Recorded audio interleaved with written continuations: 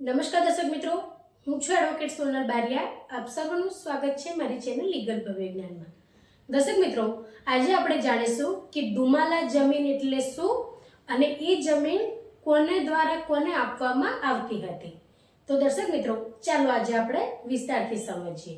તો દર્શક મિત્રો, દુમાલાનો મતલબ એ મરાઠી શબ્દ ઉપરથી ઉતરી આવેલો છે. દુમાલાનો અર્થ થાય છે કે બે વ્યક્તિના અધિકાર.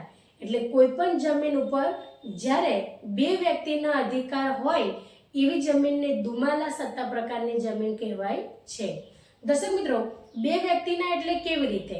તો દર્શક મિત્રો, એની અંદર એવું છે કે દુમાલા સત્તા પ્રકારની જે જમીન છે એ જે પણ ગરીબ અથવા મધ્યમ વર્ગના જે પણ ખેડૂત મિત્રો હતા તેમને સરકારશ્રી તરફથી આપવામાં આવતી હતી.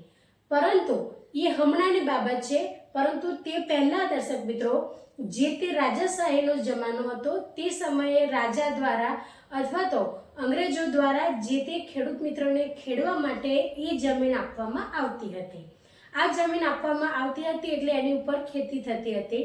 દર્શક મિત્રો, તેની અંદર જે તે વ્યક્તિઓને ઇનામ રૂપે અથવા તો પછી દાન રૂપે, જેને આપણે ભૂદાન પણ કહીએ છીએ. તો આ રીતે જે પણ જમીનો જે ખેડૂતોને ખેડવા માટે આપતા હતા એ જમીન કાયમ માટે આપી દેતા હતા તેવું નહોતું.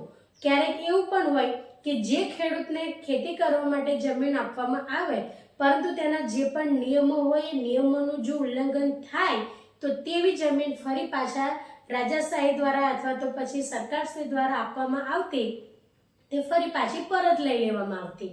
એટલે જે જમીન રાજાશાહી દ્વારા અથવા જે સરકારશ્રી દ્વારા જે ખેડૂત મિત્રને આપવામાં આવતી હતી એ દાન રૂપે, ભૂદાન રૂપે અથવા તો પછી ઇનામ રૂપે, બરાબર, કોઈ પણ રીતે, તો એ જમીનને દુમાલા જમીન કહેવાય છે.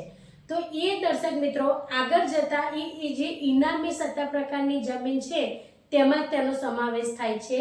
સરકારશ્રીએ આગળ જતા એ જે ઇનામી નાબૂદધારો પસાર કર્યો અને તેમાંથી જેટલી પણ ગામને અથવા તો પછી જે ટ્રસ્ટ હોય તેને એ પ્રકારે જે એમને ઉપયોગ કરવા માટે જમીન આપવામાં આવતી હતી એ બધી જ પાછી લઈ લીધી. પરંતુ પર્સનલી જે ખેડૂત મિત્રો હતા અને તેમને જમીન નહોતી, તેમને જે ખેડવા માટે આપેલી, એમને અમુક શરતો સાથેની તેમની પાસે જમીન ખેડાણ રૂપે રહેવા દીધી. તો દર્શક મિત્રો, આગળ જતા એવી જમીન અત્યારે હાલમાં પણ ઘણા બધા ખેડૂત મિત્રો પાસે છે કે જેને આપણે દુમાલા સત્તા પ્રકારની જમીન કહીએ છીએ. એટલે આવી જે જમીન છે એની અંદર જે તે રાજાનો એટલે કે રાજા દ્વારા જો ભેટ તરીકે આપવામાં આવે હોય તો રાજાનો પણ અધિકાર રહે છે અને જેમને ઇનામ સ્વરૂપે આપેલ હોય એ જે તે ખેડૂત મિત્ર હોય છે તેમનો પણ અધિકાર એ જમીન પર રહે છે. એટલે આ રીતે બે વ્યક્તિનો અધિકાર છે એ જમીન પર કહેવાય છે. અત્યારે હાલની પરિસ્થિતિમાં જોઈએ તો એવી જમીન સરકારશ્રી દ્વારા આપવામાં આવે છે. એટલે જે દુમાલા સત્તા પ્રકારની જમીન હોય છે દર્શક મિત્રો, એની ઉપર સરકારશ્રીનો પણ અધિકાર હોય છે અને જે તે ખેડૂત મિત્રને ખેડાણ માટે જે ખેતીની જમીન આપવામાં આવેલ હોય છે એ ખેડૂત મિત્રનો પણ કહેવાય છે અધિકાર. એટલે એવી જે જમીન છે એને બે વ્યક્તિના અધિકારની જમીન કહેવાય છે. એટલે દર્શક મિત્રો, દુમાલાનો અર્થ જ એ થાય છે કે એક જ જમીન પર બે વ્યક્તિઓના અધિકાર. તો દર્શક મિત્રો, આ જે દુમાલા સત્તા પ્રકારની જમીન છે એ અમુક ખેડૂત મિત્રોને ખેડવા માટે આપવામાં આવતી હોય છે અને તેને કોઈ પણ અન્ય વ્યક્તિને વેચી શકાતી નથી. તો દર્શક મિત્રો, આજના માટે આટલું જ. જો વિડીયો સારો લાગ્યો હોય તો તેને લાઈક કરજો, શેર કરજો અને ચેનલને સબસ્ક્રાઈબ કરજો.